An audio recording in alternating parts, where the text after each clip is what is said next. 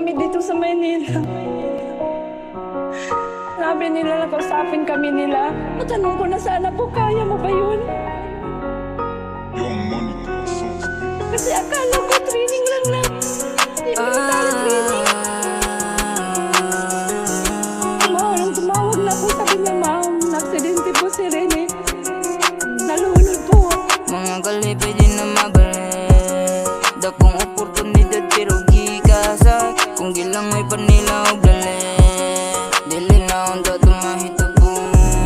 Usa ka batang dakog pangandoy, nga maahon ang pamilya sa kalisud, pero wala man agad dahom.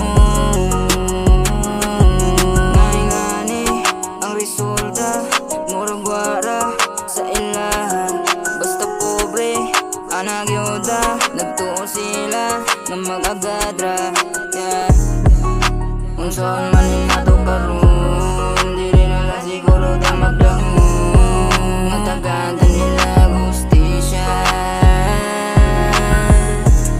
daghang kasakit ang napadian, sugad na hibawan na nawala sila, unta madawat ra nila. Murag ingani na lang gyud, basta pobre wala gyud.